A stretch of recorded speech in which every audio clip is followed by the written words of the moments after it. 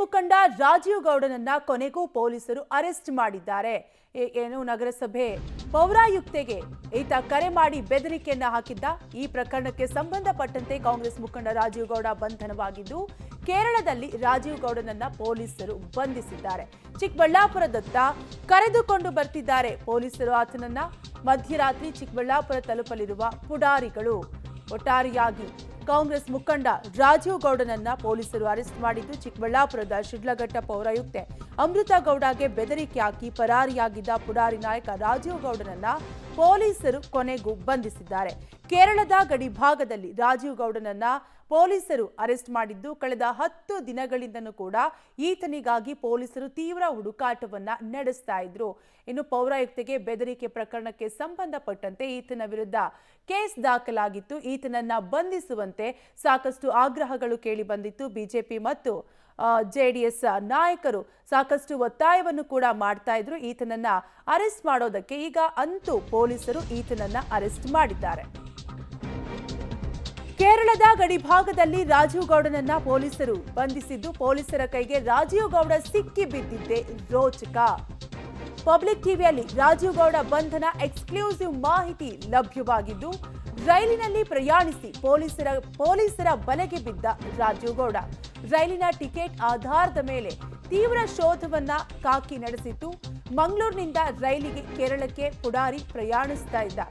Ticket ಆಧಾರದ ಮೇರೆಗೆ ಕೇರಳದಲ್ಲಿ ಪುಡಾರಿ ಮುಖಂಡ ಲಾಕ್ ಆಗಿದ್ದು ಕೇರಳದ ಗಡಿ ಭಾಗದಲ್ಲಿ ರಾಜೀವ್ ಗೌಡನನ್ನ ಪೊಲೀಸರು ಈಗಾಗಲೇ ಅರೆಸ್ಟ್ ಮಾಡಿದ್ದು ಈತನನ್ನ ಕೇರಳದಿಂದ ಚಿಕ್ಕಬಳ್ಳಾಪುರಕ್ಕೆ ಕಾಕಿ ಪಡೆ ಈಗಾಗಲೇ ಕರೆತರ್ತಿದ್ದು ಈತನನ್ನ ಅರೆಸ್ಟ್ ಮಾಡೋದಕ್ಕೆ ಈತನ ಹುಡುಕಾಟಕ್ಕೆ ಕಳೆದ 10 ದಿನಗಳಿಂದಲೂ ಕೂಡ ಪೊಲೀಸರು ತೀವ್ರ ಹುಡುಕಾಟವನ್ನ ನಡೆಸ್ತಾ ಇದ್ರು.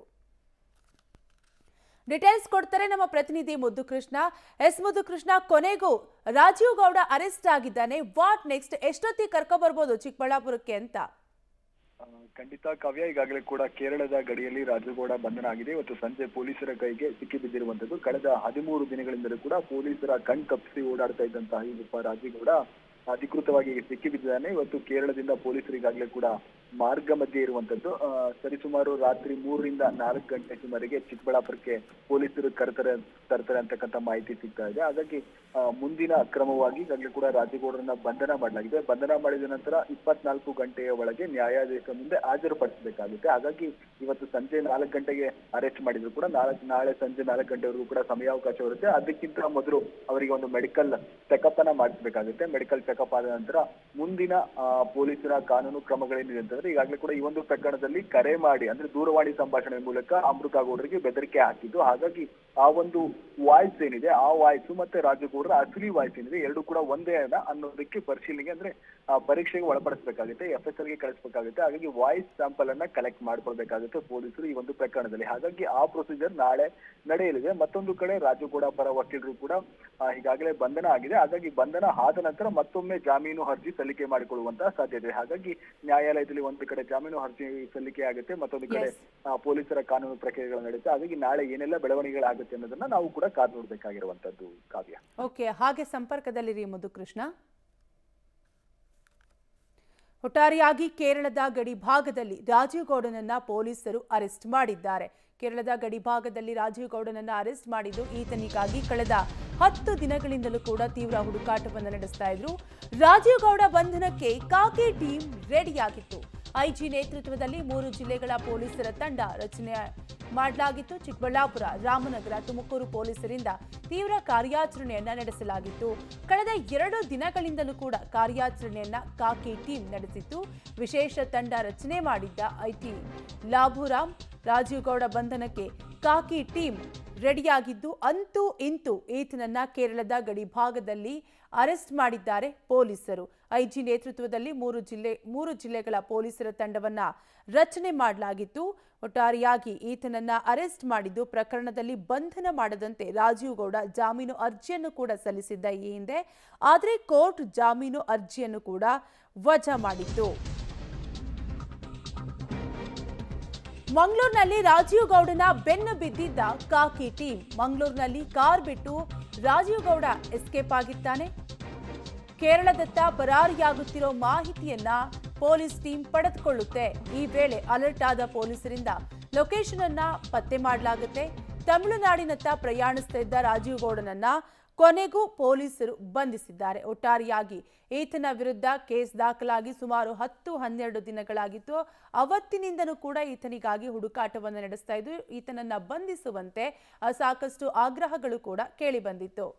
ಡೀಟೇಲ್ಸ್ ಕೊಡ್ತಾರೆ ನಮ್ಮ ಪ್ರತಿನಿಧಿ ಮುದ್ದುಕೃಷ್ಣ. ಮುದ್ದುಕೃಷ್ಣ, ಈತ ಹೇಗ್ ಸಿಕ್ಕಿಬಿದ್ದ ಪೊಲೀಸರಿಗೆ, ಜೊತೆಗೆ ಎಲ್ಲಿದ್ದ ಇಷ್ಟು ದಿನ, ಏನಾದ್ರೂ ಡೀಟೇಲ್ಸ್ ಸಿಕ್ಕಿದ್ಯಾ ಸದ್ಯಕ್ಕೆ?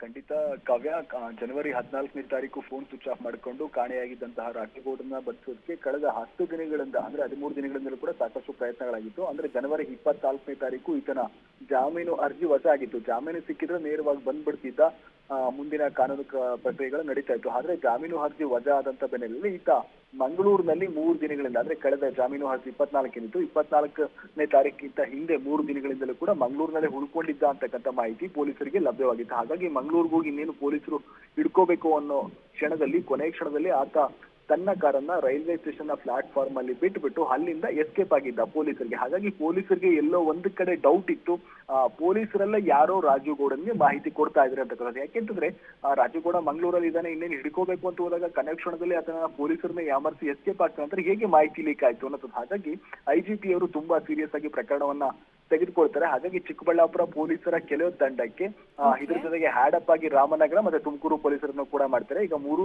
ಜಿಲ್ಲೆಯ ಪೊಲೀಸರು ಸತತ ಕಾರ್ಯಾಚರಣೆ ನಡೆಸಿ ಅಲ್ಲಿಂದ ಕೇರಳಕ್ಕೆ ಹೋಗಿದ್ರು ಅಂತಕ್ಕಂಥ ಮಾಹಿತಿ ಸಿಕ್ಕಿತ್ತು. ಹಾಗಾಗಿ ಕೇರಳದಲ್ಲೆಲ್ಲ ಹುಡುಕಾಟವನ್ನ ನಡೆಸಿ ಈಗ ಆತನನ್ನ ಬಂಧಿಸಿ ಕರೆತರ್ತಾ ಇರುವಂತದ್ದು. ಕಾವ್ಯ, ಥ್ಯಾಂಕ್ ಯು ಮುದ್ದುಕೃಷ್ಣ ಡೀಟೇಲ್ಸ್ಗಾಗಿ.